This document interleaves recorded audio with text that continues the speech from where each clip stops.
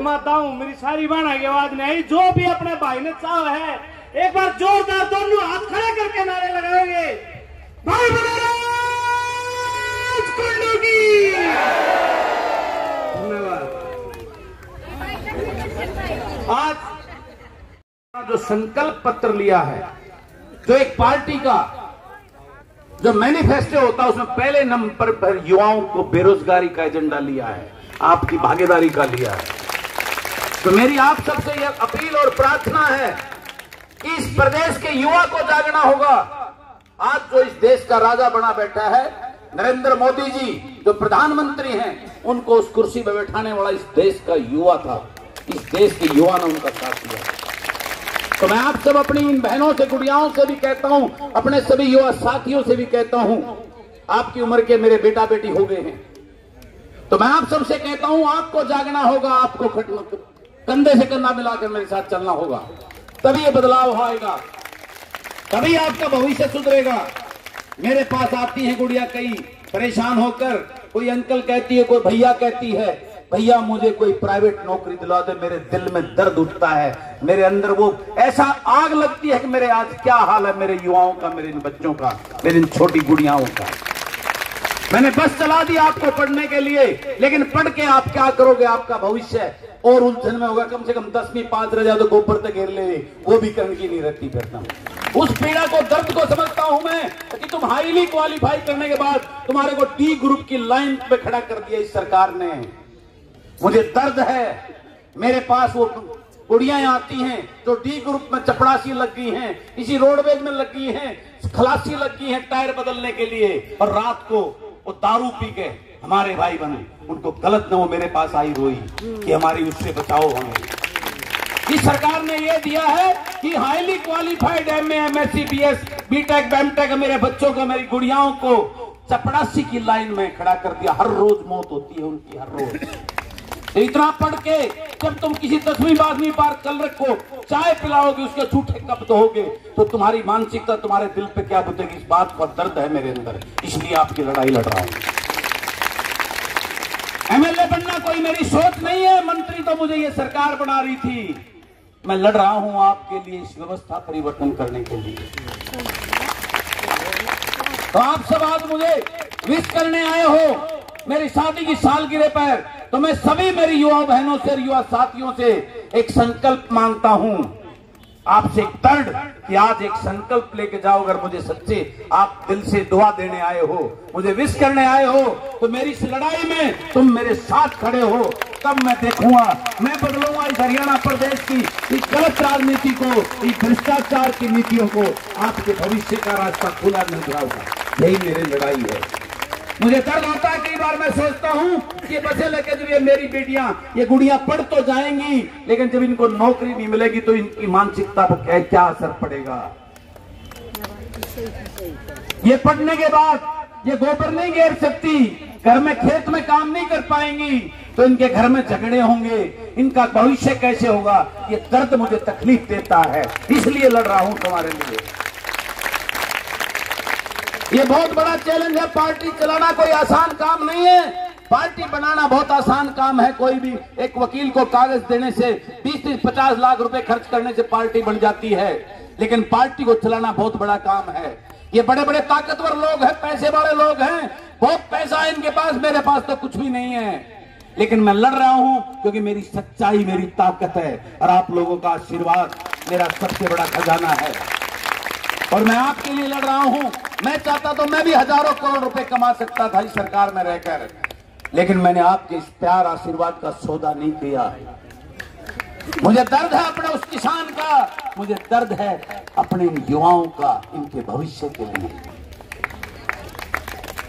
मैं चाहता तो मैं 5 स्टार में जाकर अपने 10-20 पैसे वाले दोस्तों के साथ शाम को बढ़िया पार्टी बनाकर 5 स्टार में अपनी मैरिज एनिवर्सरी को बना सकता था, बढ़िया केक काट कर।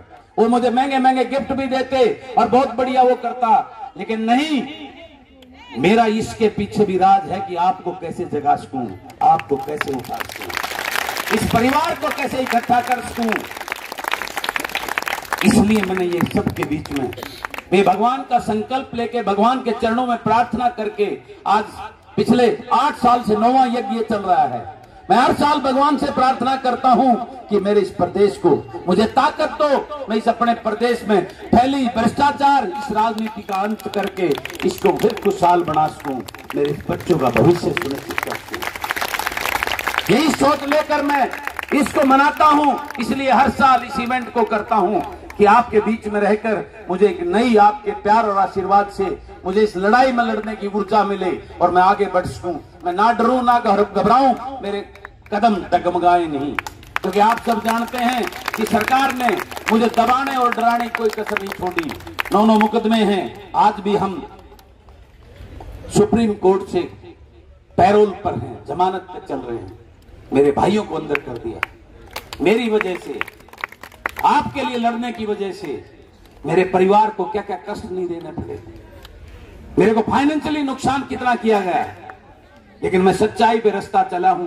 तो मुझे पता है सच्चाई की राहें कठिन होती हैं, उसमें इस प्रकार की तकलीफें आती हैं, वो भगवान एक दिन अच्छे दिन भी देगा। ये महाकाल जिसकी मैं पूजा करता हूं, वो एक दिन, आज मेरा परिवार, मेरे भाई मुझसे नाराज भी हैं, मेरी वजह से उनको बहुत कष्ट और झेलने पड़ रहे हैं, लेकिन मुझे अपने उस भगवान पर भरोसा है, एक दिन ठीक होगा सब। और एक दिन वो दिन आएगा, जो लड़ाई, जो सोच लेकर मैं चला हूं, उसको मैं पूरा करूंगा और इन गुड़ियाओं के चेहरे पर ऐसी मुस्कान होगी कि इनका भविष्य सुरक्षित होगा, खुशहाल होगा। उस दिन मेरी इस लक्ष्य की असली पहचान और मुझे शांति मिलेगी। इसी बात को लेकर मैं आप सबको फिर दोबारा कहता हूं, जब तक आप नहीं जागोगे आपका भविष्य सुनिश्चित नहीं होगा। और मेरी इस ताकत को, इस युवा चेहरों को मैं इस विधानसभा के अंदर, जब आप पढ़े लेके वहां जाओगे उस विधानसभा में, ये ढर्रा, ये 4 पीढ़ी से, पहले उनका परदादा, फिर दादा, फिर उनका बापू, उनकी औलाद रह गए, फिर उनकी औलाद। क्या हमारा काम ये उन्हीं के जयकारे बोलने के लिए बोलेंगे? क्या किसान की बेटी उस विधानसभा में जाके मंत्री नहीं बनेगी क्या? जब तक इस गरीब की बेटी उस विधानसभा में जाके मंत्री बनेगी, तब जाके जो है ना आप वो नीतियां बनाएंगी, अपनी बहनों के लिए काम करेंगे। उस दिन इस प्रदेश के अंदर कोई भी बहन बेटी असुरक्षित नहीं रहेगी, वो अपने आप को महफूज समझेगी, अपने आप को एकदम से ताकतवर समझेगी, रानी झांसी की समझेगी, कोई उसकी तरफ आंख उठाकर नहीं देख सकेगा। यही सोच लेकर मैं इस राजनीति में चला हूं। इस राहें कठिन हैं, मुश्किलें हैं, लेकिन मैं घबराऊंगा नहीं। आपकी ताकत, आपका प्यार और मेरी सच्चाई, मेरी ताकत, उसके साथ आगे बढ़कर इस प्रदेश को खुशहाल बनाने के लक्ष्य को लेकर चला हूं। तो आप सबका बहुत देर हो गई है, काफी इंतजार करने, बाहर से भी कुछ आए हैं, भोजन की व्यवस्था भी है करनी है, इंतजार करके जाने लगे कुछ, इसलिए मुझे बीच में उठ के बोलना पड़ा। गिफ्ट देने भैया उनको। मेरा गिफ्ट यही है, मैं एक गिफ्ट को तब लूंगा जब आप संकल्प लोगे कि राजनीति में युवाओं को लेके आओगे। ये गिफ्ट तो इतने इकट्ठे हो गए हैं, लेकिन आपका साथ, मेरी हर इस गुड़िया के दिल में एक जज्बात, एक ऐसी आग, वो आज ही अपने मन में लेके जाए, मेरे लिए सबसे बड़ा गिफ्ट वो होगा। मेरी हर गुड़िया, हर मेरा युवा एक दिल में एक आग लेके जाए कि हमें खड़ा होना है, इस प्रदेश को बचाना है, अपने भविष्य को लड़कर। कोई भी चीज छीननी पड़ती है, थाली में सजाकर कोई नहीं देता। हमें युवाओं का राज लड़ना है, इस राजनीति में इस गंद को भगाना है, इस राजघरानों की लूट को भगाना है, इस युवराजों की प्रथा को खत्म करना है। किसान, मजदूर के, छोटे कर्मचारी, छोटे व्यापारी के, हर उस बेटा बेटी को उस राजनीति के अंदर एक नया उसका इंटरेस्ट पैदा करना है, तभी यह व्यवस्था परिवर्तन होगी। हर चीज के पीछे सरकार होती है, जब सरकार अच्छी होगी तो हर चीज अच्छी होगी। आपको कॉलेज भी अच्छे मिलेंगे। क्यों जरूरत पड़ रही है मुझे बसें चलाने की? ये सरकार का काम होना चाहिए। ये हमारी गुड़ियाओं को बस जो चलने के घर से बिठा के लाने की, ये सरकार का दायित्व बनता है। लेकिन ये निकम्मी सरकार है, ये सिर्फ वोट लेती हैं, अपने आप की चिंता नहीं करती है। ये अपने बेटों की चिंता करती हैं। ये मंत्री नेता अपने बेटों को मुख्यमंत्री और मंत्री बनाने के लिए, किसान मजदूर के बेटा बेटी की चिंता नहीं है इनको। यही पीड़ा और तीस है मेरे मन में। एमएलए बनना बहुत आसान है, मुझे इतने धक्के खाने की जरूरत नहीं है। कांग्रेस वाले मुझे 2-3 टिकटें देने को तैयार बैठे हैं, मैं घर बैठा बन जाऊंगा। लेकिन उस एमएलए का क्या करोगे? एमएलए तो हूं ना मैं अभी। आज 4 साल के अंदर मेरे तो खानदान में किसी ने पंचायत मेंबर का चुनाव भी नहीं लड़ा, और 4 साल में पूरा हरियाणा प्रदेश जानता है कि बलराज कुंडू महम का विधायक है। आज ये प्रदेश कहता है,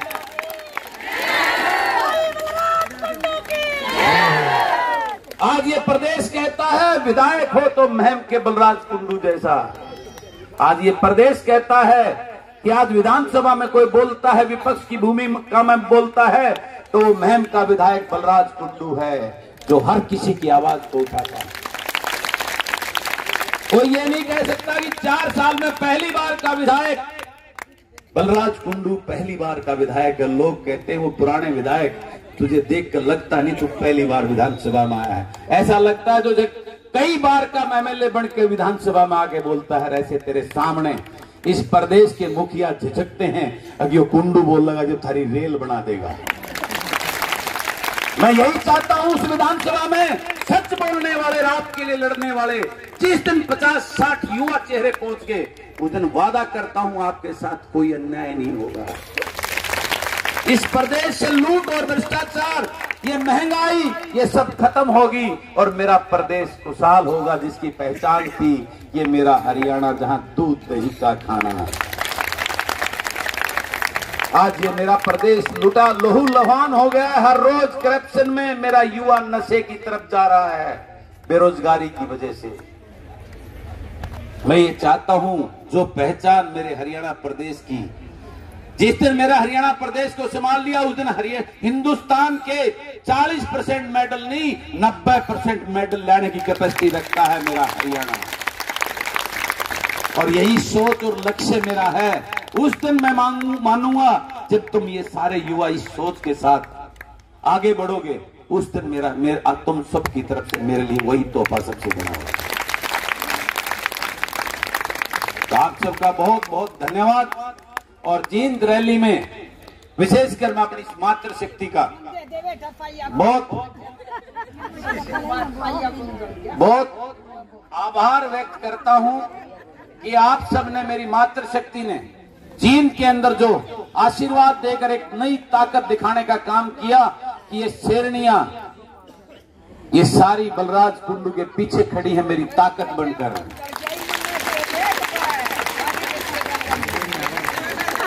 और बड़ी पार्टियों ने रैली की है वहां पे, लेकिन एक 1 मैन आर्मी बलराज कुंडू विधायक महम ने जो वहां डंका बजाया तो सारे हरियाणा की आंखें खड़ी होगी। बड़े बड़े जो हरियाणा प्रदेश के नेता हैं, उन सब की बंदूकें आपके इस भाई और बेटे की तरफ तंगी है कि इसको मारना जरूरी है, नहीं तो तुमको मार देगा ये।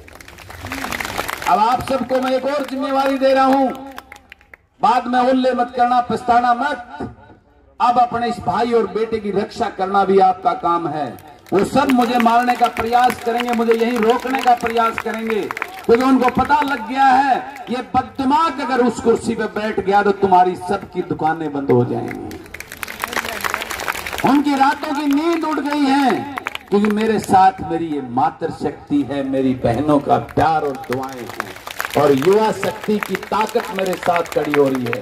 ये वो ज्वालामुखी है, वो चिंगारी है जो जींद की धरा से आपने लगा दी है, और प्रदेश के अंदर एक बहुत बड़ा ज्वालामुखी बनकर 2024 के अंदर हम इसका आगाज करेंगे। एक नया हरियाणा बनाएंगे 2024 के अंदर। उस विधानसभा में युवा चेहरों को लेके जाना है, यही लक्ष्य लेके चला।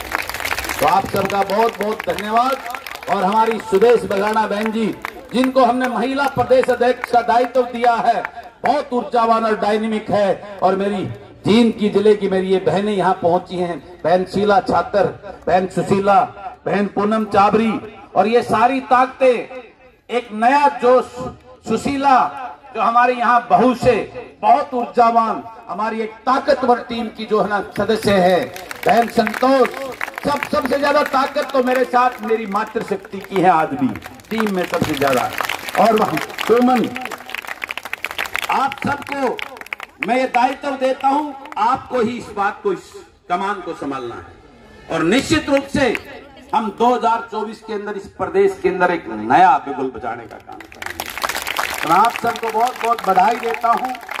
मेरे आदरणीय, मेरे महम के हमारे पंचायत के पदाधिकारी सभी, फूफा भीम, बलबीर जी, चांद जी, हरिओम जी और सारे पिता तुल्य बुजुर्ग मेरे जितने महम से आए हैं, सभी गांव से, सभी को और मेरी मातृशक्ति सभी को, युवाओं को, सबको आपके बेटे और भाई बलराज कुंडू की राम राम। और मेरे बाबा बागनाथ जी जिन्होंने हमेशा अपना मोगरा, बाबा मोगरा लेके भीतर आ जाओ, ये मोगरा हमेशा मेरे साथ उसमें रहा और आज फिर मोगरा लेके मेरे साथ खड़े हो गए हैं। ये मोगरा सभी दुष्टों का नाश करेगा, इस बात का पहचान है। इन बाबा साधु संतों का आशीर्वाद मेरे लिए सबसे बड़ी ताकत है। मैं बाबा जी को प्रणाम करता हूं और इनको विश्वास, बाबा फक्कड़नाथ जी इन्होंने बहुत पहले एक ऐसी भविष्यवाणी की थी, मैं मानता नहीं था, मैं हंसता था, लेकिन ये बाबा जी जब बोलते हैं तो उस बात को मेरे को आज कई बार वो बात सच लगती है। और अभी भी ये बात पाए हैं, मैं 2 मिनट के लिए बाबा जी को कहूंगा वो हमें आशीर्वाद दे सबको। बाबा फक्कड़नाथ जी हमने पहले बोला था कि आने वाले समय में बलराज कुंडू से जो टकराएगा हार्ट अटैक लगवा से मरेगा, और आने वाले समय में जो लास्ट सीट है वहां तक जाकर टकराएगा। ये भविष्यवाणी निकाल रही थी मैंने, जितने में यहाँ की पार्टी बीजेपी वाला और कांग्रेस वाला इनको कोई पार्टी में नहीं लेता था। उस दिन मैं बोल के गया रहा था पार्टी में लाके गया, जो भी टकराएगा बचेगा नहीं। कृष्णा